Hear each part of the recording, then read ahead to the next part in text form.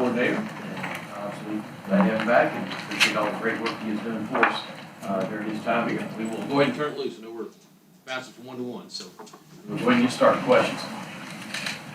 Brad, JJ said he gained 20 pounds over the SEC media days. What will that allow him to do potentially on the field?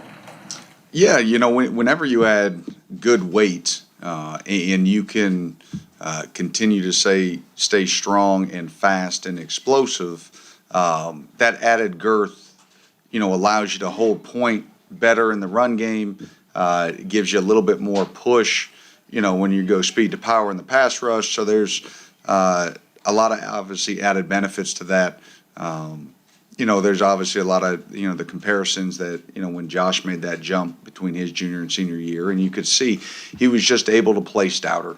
And it also, in a lot of cases, it allows you to play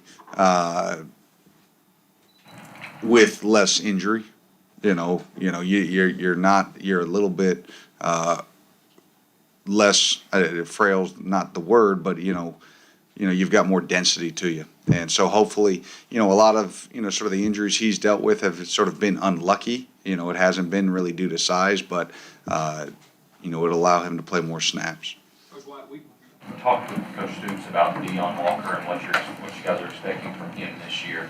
Can you talk about that jump you guys are expecting him to make, and then maybe the other D linemen around him, what you're expecting out of them?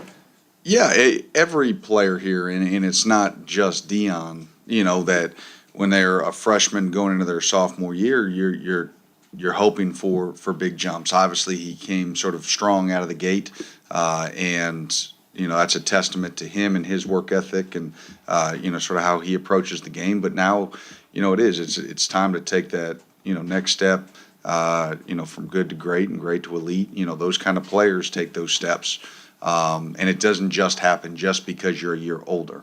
It takes a concerted effort, a year's worth of focus, and it's going to take this next month getting ready, getting all of our guys getting into football shape. So all those freshmen, especially the ones that played significantly for us last year with Deion and with Keaton and Alex Fari, we're expecting that that they take that next step, and we need them to, all of them.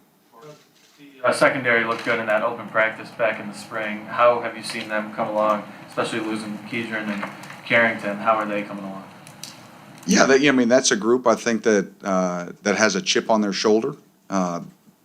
They know, obviously what they've lost, and they know that, maybe outside the building, people view it as a position of question marks. And so they take that chip with them into every practice. They've taken it through the summer. Really proud of how they've worked this summer. I think it's been a good start. The first couple of days, but they need to continue that. And then, especially at that position in the third level, that is so much. You never really know what you have until game day, when you give up that big play, because it's going to happen. It happens to every great player. So when you have a bad play, hey, are those corners going to be able to put it behind them and then play the next one? Are they going to be able to make game-changing plays? And they've done well in practice, but practice in a game for that position specifically, the back end, that's two different deals when you got a lot of eyes looking at you.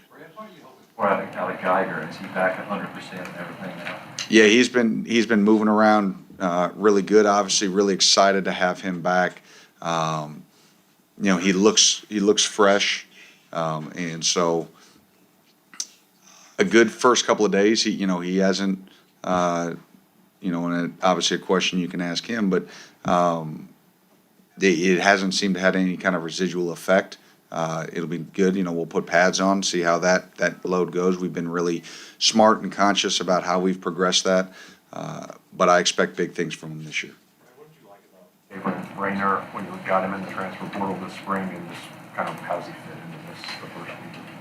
Yeah, I think the what we've looked for are guys that fit our system, and I think the success that we've had, especially at inside linebacker, you know, the longer athletic guys have had a lot of success here. You know, we get big bodies up front that can take blockers off them, but in this day and age, you got to be able to make plays in space. You know, and he's shown that. He's put that on film. Obviously, we played against him last year here in the stadium.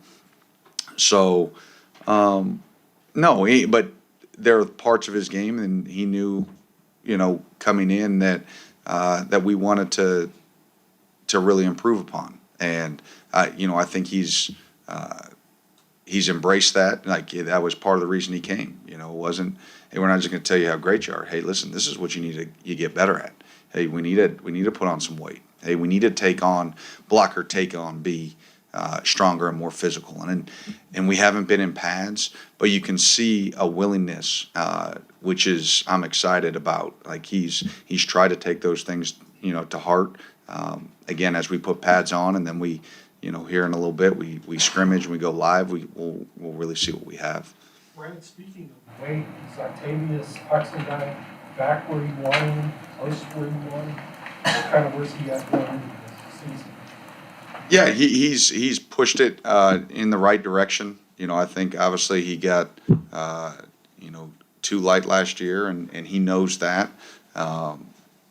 It's in the trenches, especially in this league, but anywhere across college football, you better have girth and mass and some substance. No matter how good your technique is, it's going to be really hard. And so I think he felt that a little bit last year. He's put on good weight, and I think he's in a good place. And now it's about sustaining through camp so you can continue to hold that weight through the season. Okay, folks, thank you very much.